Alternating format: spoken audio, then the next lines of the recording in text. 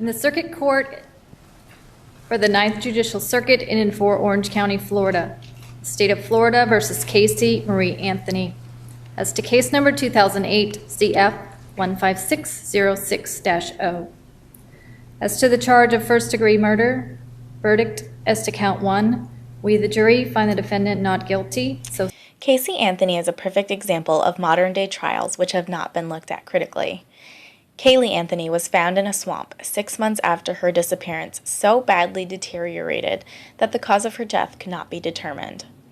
Not only did Anthony use her computer to search how to make chloroform 84 times, but just a month after her verdict and trial was announced, this 25-year-old single mother was taking part in hot body contests and got a tattoo with the words Bella Vita, which in Italian mean beautiful life. Maybe this doesn't sound like enough concrete evidence, but what about the smell experts agreed was the smell of a decaying body, as well as a long strand of hair which was also found in the trunk of the car? When asked about these facts, Anthony's lawyer argued, that's not the smell of a rotting body, but of rotting garbage. In the Circuit Court of the 18th Judicial Circuit in and for Seminole County, Florida, State of Florida versus George Zimmerman, verdict, we the jury find George Zimmerman not guilty. So say we all four-person. George Zimmerman is claimed to use a force which was, quote, necessary to prevent imminent death or great bodily harm.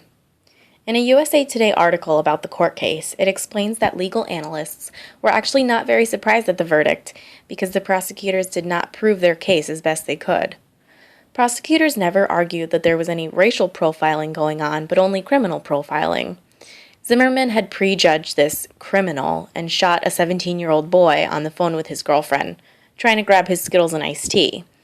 It was reported time and time again that if the prosecutors were able to prove that, in fact, Zimmerman did not have any grounds to pull out his gun because there was no real danger, justice may have been served in court that day.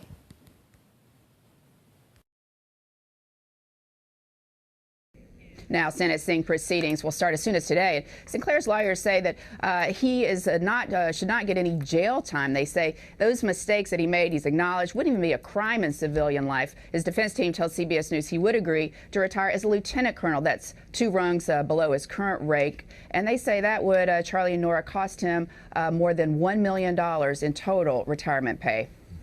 Jan, thanks. In an extreme contrasting case, Brigadier General Jeffrey A. Sinclair was reported to be one of the highest-ranking U.S. military officers who was court-martialed with sexual assault charges and inappropriate relationships. Initially, he was looking at time in jail.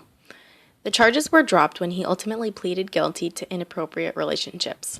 Sinclair was docked $20,000 in pay and benefits. Yes, infidelity is completely wrong, especially within the military, where officers should be representing our country. But for the military to withhold such a large amount of money from an officer because of personal matters is most definitely on the extreme side.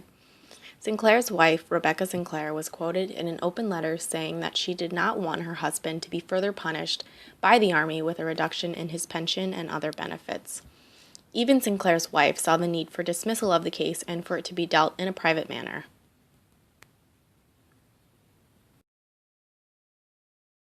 I love you, Lord, I truly do, but I didn't know how I would make it without you, and I want to thank you, Jesus, thank you for your love. It was a moment 32 years in the making, as Mary Virginia Jones was released from prison today, 3 decades after being convicted of a crime she didn't commit. Jones pled guilty at a hearing to involuntary manslaughter, changing her sentence to 11 years and freeing her from incarceration. In another story of unreasonable measures taken by our nation's law is Mary Virginia Jones, who was known to her loved ones as Mother Mary. Jones was put in jail for 32 years and was just released last month. In 1981, Moses Willis, Jones's boyfriend at the time, shot at her and her daughter and threatened to kill them both if they went to the police.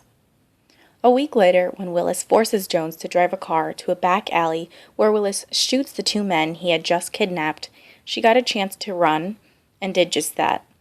A single mom without any form of protection for her daughter and herself would definitely not have made her first stop be the police department.